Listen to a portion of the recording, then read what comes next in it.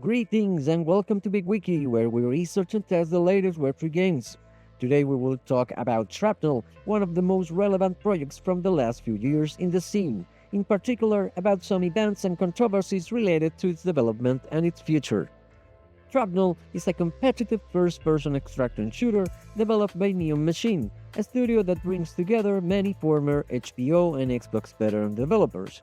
Built on the Avalanche blockchain, the game has been backed by major industry names such as Dragonfly, Defiance, Three Arrows Capital, and Spartan. It has a consistent history of successful funding rounds, starting in November 2021 when the studio raised 10.5 million from venture capital firm Griffin Gaming Partners. Later, in April 2022, the studio completed a 7 million token sale, and in October 2023, they announced the successful closure of a 20 million Series A funding round led by Polychain Capital. These financial achievements, combined with its AAA development quality, have earned the game titles such as the most anticipated game of 2022 at Game 3 Awards, and kept it consistently in the spotlight of prominent Web3 media outlets like The Crypt, Games 3S, Binance, and Gamified, fostering a general bullish sentiment. But not everything around Shrapnel has been a success story.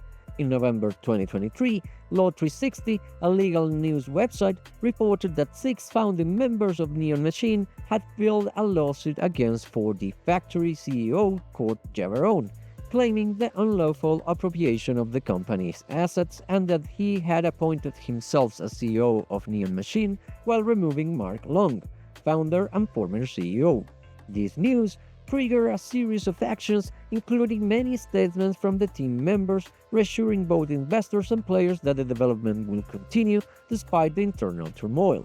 Among these statements, claims emerged that Javeron's actions were allegedly a direct response to his own company bankruptcy, and that not only affect the studio and the game's development, but also prevented investors such as Polychain Capital and Griffin Game Partners from accessing their lawful shares in the company. One crucial detail often overlooked is that this episode represented a counter-lawsuit in response to previous legal actions started by Javeron and 4D Factory. In their claim, they alleged that Neon's Machine leadership had gone rogue, refusing to cooperate with the board and breaching prior legal and financial agreements with the media right holders, actions that justified Javeron's takeover. To understand where all this began, we must briefly go back in time to the studio's early years. In April 2020, a team of former HBO Interactive and Immersive Group developers left their previous workplace and founded Neon Media in Seattle, seeking new development opportunities. Later that year, in September, VentureBeat reported that Javeron's media holding company, 4D Factory, had acquired a 60% majority stake in Neon Media for $2.3 million, leaving the remaining 40% under Neon Media's control. The agreement behind this sale was for 4D Factory to fund the development of 2 projects under Neon Media, allowing the studio to work without financial concerns while ensuring future economic returns would benefit 4D Factory. From there on until October 2023, a series of key events unfolded. First, on March 2021, 4D Factory approved the development of Shrapnel under Neon Media, with the promise that the company would receive 60% of the game's token through monthly vesting upon their launch. Later, in August 2021, a new company, Neon Machine, was created as a subsidiary of Neon Media, sharing its development team. In September 2021, the Shrapnel IP was transferred from Neon Media to Neon Machine, and in November 2021, Neon Machine secured its first round of external funding, raising 10.5 million and beginning the successful streak of funding rounds we mentioned earlier. These events, particularly the funding rounds, were considered as a breach of contract by Javeron and 4D Factory, as they claim it violated their majority stake agreement in Neon Machine. They argued that venture capital firms had taken control of what was legally their property without their consent or knowledge. So, coming back to 2023 and the lawsuit filed against Kurt Javeron, these controversies led to a temporary arrangement between both parties. They agreed that once the tokens were released, the team would deliver Javeron and 4D Factory their corresponding share, allowing them to liquidate the tokens and address their financial crisis and bankruptcy. However, in 2024, the legal dispute continued to linger in the background of Shrapnel's development.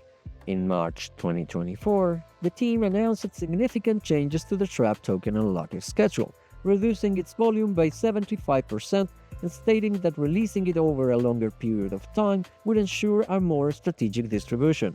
Later, in August 2024, many key team members left Neon Machine just as a new stage of the lawsuit emerged, where Jabaron and 4D Factory now demanded that Neon Machine had to hand over the Shrapnel IP, claiming it was a fundamental part of the media holder assets.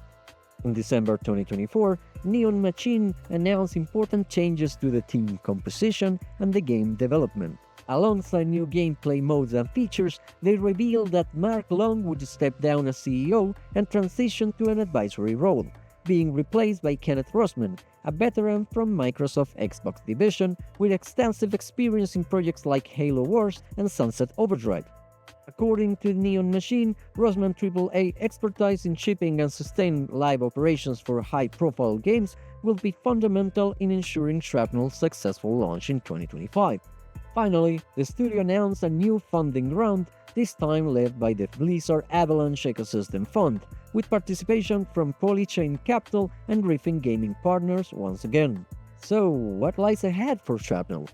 While these recent changes seem promising for Shrapnel, many in the Web3 community remain bearish on its future. The lawsuit against Neon Machine is still ongoing, with the final ruling expected on the first quarter of 2025. If the court rules in favor of 4D Factory, it could be a fatal blow for the development team, as it would legally require them to hand over the Shrapnel IP to Jabaron. This would force them to rebrand the game entirely, putting the project in a very delicate position. So we have to wait to see what future events will bring to Shrapnel. Remember to follow us for the latest Web3 news and research. Thanks for watching and welcome to the world of BIGwiki.